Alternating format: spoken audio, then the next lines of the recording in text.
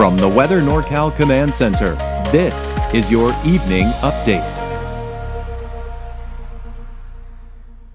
American Door Company has been family owned and operated for over 29 years, supplying Northern California with quality garage doors, garage door openers, and installed with the best service you'd expect from a locally owned company. We serve all of Northern California from Willows all the way up to the Oregon state line. Give us a call today. Good evening, everyone. And here's the thing. I can't believe I am this late in the game telling you about this total annular eclipse. Now, this is going to be on Saturday, October 14th. I mean, honestly, it couldn't be perfect timing. It's on a weekend when a lot of people have off. You can probably get up to a location where you've got the best viewing of it. So, what we have right here is right here. This is where you're going to get this little thin line right here. This thin area is where you're going to get the best view of the eclipse. That's where you're going to get almost 100%. And I'll show you what I mean by that when we're talking about the annular eclipse. Now you start going on the outside of that and it goes to a little over 80%, 70 to 80%. If you're heading south and southwest, you start seeing less and less of the eclipse. All right, so you can see that right here, how close that path comes to Northern California. So most of us are going to be within that at least 80% range of the eclipse. However, check this out. Notice Alturas is kind of right on that line, okay? So basically in the center of that line, you could see that eclipse for upwards of 5 minutes. It'll last for about 5 minutes. As you get closer to this outer line here, it's anywhere from 0 to 2 minutes long. So we're kind of within that kind of the outer edge here, but still looking pretty good. So Alturas, Cedarville, Fort Bidwell, Tule Lake, this little area in northeastern Modoc County will have the best view in Northern California of the eclipse. Now, if you want to head up to Oregon, you can do that because most of Oregon is actually within that eclipse path, with the exception of, say, Grants Pass, Medford, and Ashland. But Klamath Falls, kind of close to that outer edge here, Roseburg, Eugene, Corvallis, Bend right there on the edge as well. Out along the coast, Bandon, Coos Bay, Florence, Newport, Lincoln City. So again, we've got a lot of areas within Oregon that are going to be able to check out the total annular eclipse. Now, what's interesting is this isn't the only eclipse in the upcoming future. Look at this. Next year, I believe it's April 8th, there will be a total eclipse of the sun. That will be next year. Now, of course, that path is nowhere near California, so if you want to check that out, you're probably going to have to drive or fly out to that to check it out. But here you can see this is the one that's going to be seen in a couple weeks.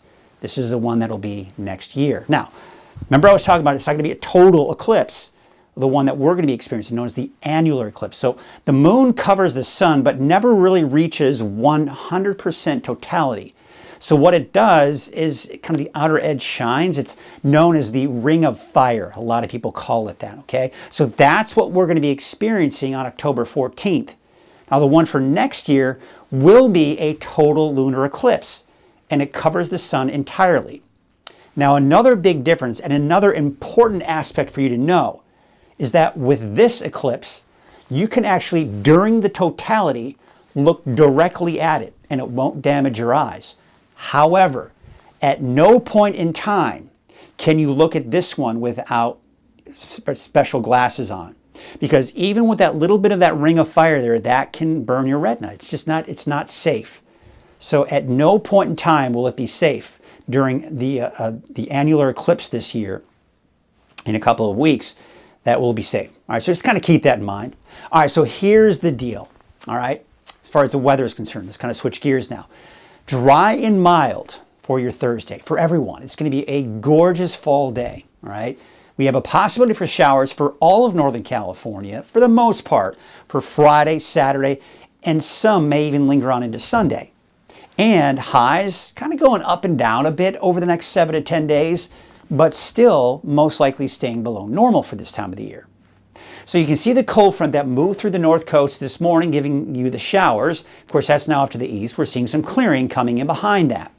Now, what we have here is this little area of low pressure and some colder air that's associated with it. We're watching that because what's going to happen is we're going to see an area of low pressure kind of dive down to the south. So on Friday, we're going to start to see the chances for showers. Through the afternoon, the chances will increase. So really, there's a good portion of the day that many of us on Friday won't even see a drop of rain. And it's really, for some of us, not until Friday night and into Saturday that we'll see a better chance for those showers and thunderstorms. So you can see how it dives to the south. Now, as it's on top of us, everyone has that chance for showers and thunderstorms. However, the positioning in this low is going to be important, because if it's a little bit more to the west, then I think the coast will see showers. However, with its current position, it's expected to stay dry on the coast, and not to mention inland areas for Del Norte and Humboldt counties, dry for Saturday and Sunday. Then, as we go into Sunday, this dives down to the south. For the most part, everyone's fairly dry. There may be some activity in the eastern mountains on Sunday, and then this kind of moves out to the north and east, moves on out, and by Monday, Tuesday of next week, we start to see some slightly warmer air begin to move in. All right, let's talk about the rain now. Okay, so here it is, your Thursday, gorgeous day. Maybe some clouds along the coast, inland, otherwise sunny skies for everyone else.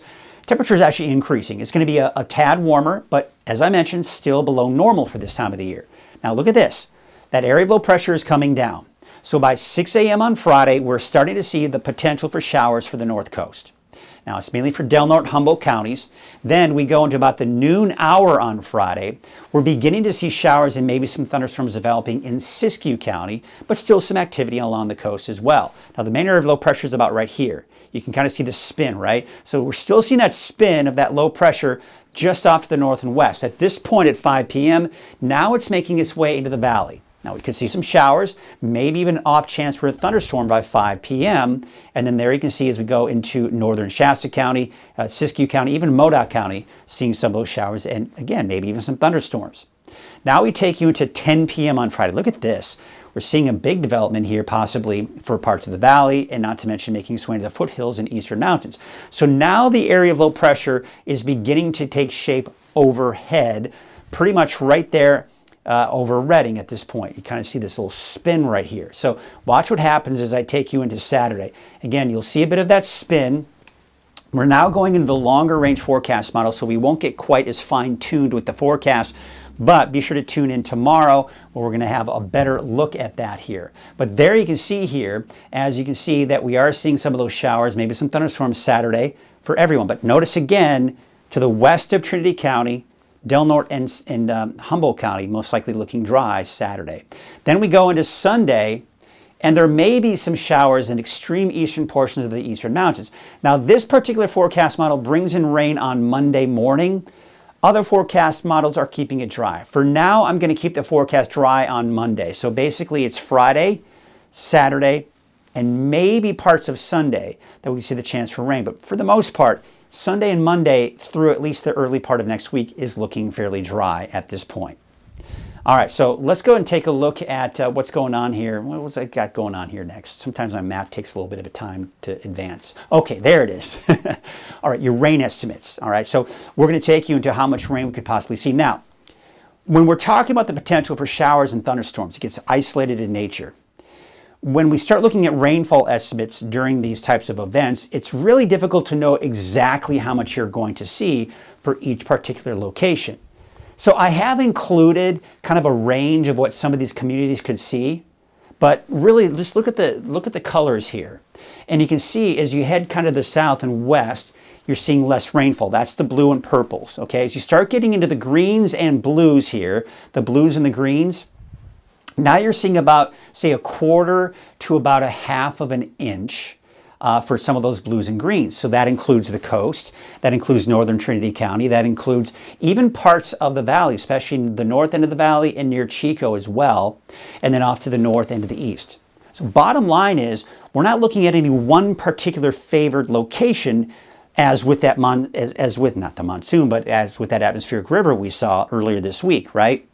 Now we're kind of looking at kind of everyone seeing a pretty decent chance of seeing at least 1/10 to 1/4 of an inch of rainfall, if not more, depending on where you are. All right, let's take a look at those wave heights. And, I've been talking about this the last few days, and we are starting to see the trend. It's slowly but surely dropping in those wave heights. So we look at your marine forecast here for what is tomorrow? Tomorrow is Thursday. I've been working these 7-day weeks. It sometimes takes a little toll on you, but we'll get through it. We'll get through it. All right, there's your north winds at about 10 to 15 knots. Waves to the northwest at 9 feet at about 11 seconds. There's your low tide tomorrow morning at 5:35 in the morning. Look how low that tide is. But then we go into the high tide just shortly after the noon hour, with your sunrise and sunset. And the small craft advisory, it has pretty much expired at this point, and no advisories for tomorrow. All right, so for tonight, I'm expecting clear skies. Now, there are going to be some areas with some of that leftover moisture where we could see some fog, especially some of the low-lying areas and in the mountain valleys as well. So Weaverville, Hayfork, Hoopa, Garberville, all seeing the potential for fog. We could even see some fog near the Etna, say, in Scott Valley as well. But otherwise, we're looking at some of the clouds with temperatures in the mid-50s tonight for the coast. All right, so for tomorrow, we've got mainly sunny skies for the valley, for the mountains to the north and to the east here. Temperatures are warming up. We're in the mid-80s for most of us in the valley and in the upper 60s to low 70s for the mountains. And there you can see partly cloudy skies, at least for the coast here. Hoopa about 76, 74 in Garberville, and low to mid-60s for the coast. Okay, so looking at your 7-day outlook, we're going to be looking at those temperatures dropping, especially as we go into Saturday, Sunday. Chance for I've included a chance for thunderstorms in Mount Shasta City, but we could see thunderstorms elsewhere as well. So just kind of keep that in mind for Saturday and keeping the chances out, keeping the rain chances out on Sunday. Now, we take you to El Turis. You'll notice I don't have any rain for you on Friday. It's going to take a while. I think it's going to be Friday evening, Friday night before you start to see that rain. Then Saturday, maybe some lingering showers going into Sunday as well.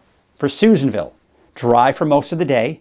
By Friday night, into Saturday, you're seeing showers, maybe some thunderstorms, and I've included that chance on Sunday as well. We'll see what happens with Sunday and even Monday, quite honestly. I may reintroduce some showers for some of the eastern mountains by Monday, but for now I'm keeping it dry. All right, so for the valley, Redding and Red Bluff, I think you're going to see the best chances for showers developing mid to late afternoon, eventually by Friday night for Chico, Friday evening. And then it looks like Saturday, everyone in the valley has the chance for showers, maybe some thunderstorms. Dries out for everyone in the valley by Sunday. And of course, it stays dry for Monday through the middle of next week. And your 7-day outlook for the North Coast, there you are. I mean, you got the chances for showers on Friday, but it's dry for the coast on Saturday, Sunday. For the inland areas, there it is Friday, also dry for most of the weekend. And then for Weaverville, I do have a chance for showers for your Friday and on Saturday. You're kind of in that western fringe of where that rain will be. And then it should dry for Sunday, and then probably keeping it dry at least for Monday through Wednesday of next week, if not longer.